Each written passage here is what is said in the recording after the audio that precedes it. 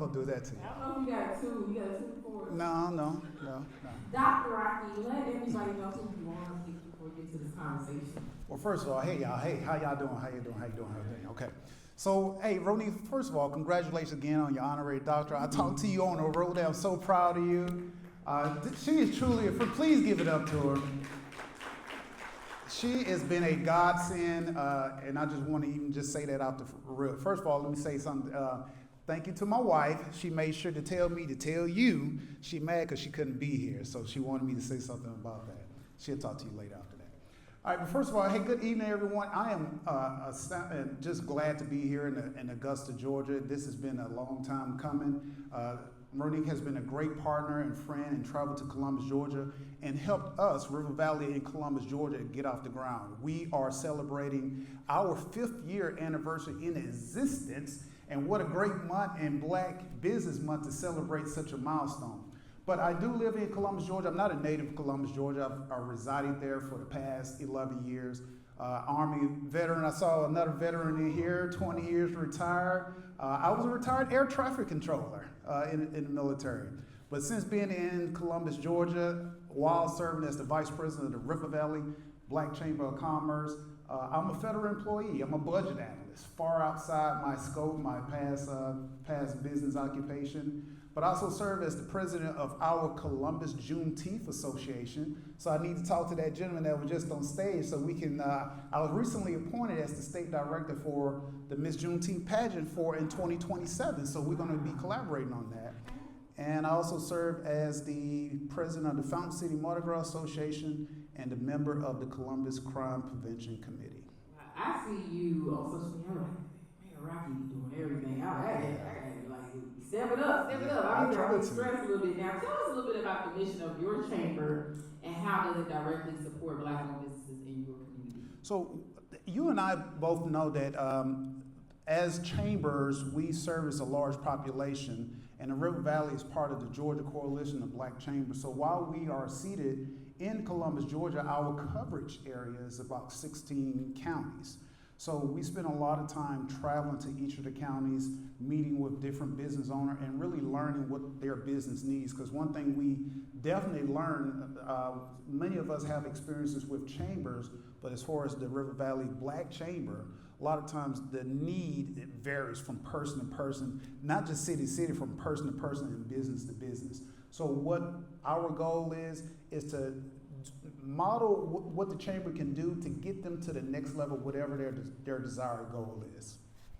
Now, what do you think is the biggest, like in your region, that you see business owners face, like biggest challenges or things that you have helped, business owners through for the last 5 years?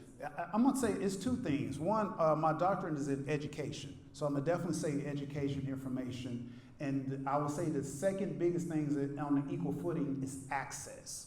While business owners are trying to live their dreams, trying to build, trying to scale, one of the biggest challenges that I see when I talk to them is about access. And so I have made it my personal mission to be a municipal advocate within Muskogee County, Columbus, Georgia, since we're a consolidated government, to learn more about how our city works, because the more that I'm involved and educated, I can pass that along to our members for their benefit. And it has yielded some great results.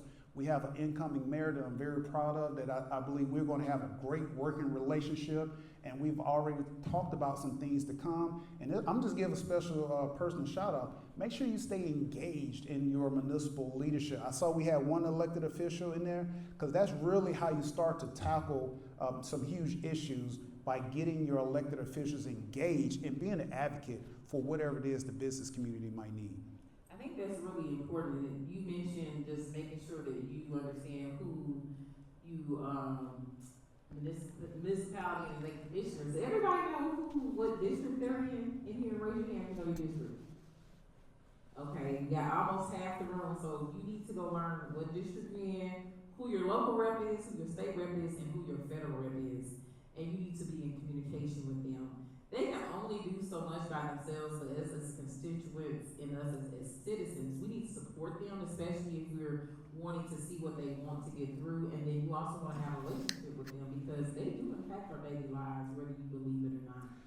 So You know, I'm even a caveat of that. One thing you said with one of your earlier guests, your bankers, is have a relationship with your banker before you need them. And I'll say that in the same thing for your elected officials. Don't get mad at them for not doing advocate something for that you need in the community if you haven't engaged with them to ask them that. So especially when these people are running for office or whatever, engage them then and ask them the hard questions. And then hold them accountable when they get into office. But you got to be engaged, not just wait till something go wrong, you don't get what you want. You have to be engaged through the whole process. yeah, and I'll say as business, you may think it's not important, but I think it's, especially for business owners, it's very critical. Yeah. I can tell you when it came to the PPP loans, the Black Chambers were advocating at a federal level. That's how it got opened up to fintech companies. A lot of people don't realize that. That's how I got to the third parties and just got out of traditional banks. So we were the ones meeting with the federal government and through Hurricane Helene. Your Black Chamber here, we met with the senator once a week. I just was talking to the senator's office and we were talking about how we're meeting once a week just to get the community through that. So you may think that that doesn't matter, but it really does play a part. I think I was texting you after those meetings saying, hey, what did they tell you? Because I want to make sure they're telling me the same thing. Yeah, so it's very important. So make sure you guys do that. Now, we kind of talking about it just a little bit. How can members get the most value out of their chamber membership? And why is it important for anybody to join the chamber or support the chamber? The most important thing they can do is join the chamber. Now, I saw a lot of people up front with the hand raised, but I saw some people in the back that didn't have the hand raised. So tonight, if you do anything, I'm going to be an advocate for a greater Augusta Black Chamber. Trying to go join the chamber. When you are behind the scenes, I ain't talking to you right now because I know you already know this.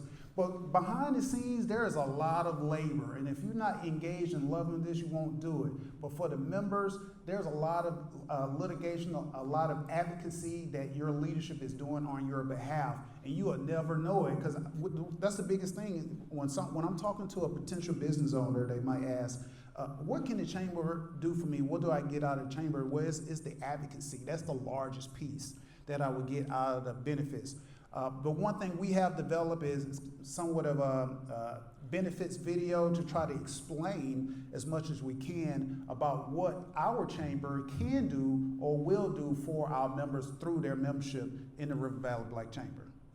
I like that. Now, what is your vision for the future of Black businesses in your community, and how would you encourage your members to get involved? So I'm glad you asked those two questions. It's like, she didn't tell me these questions, y'all, but I'm ready for this.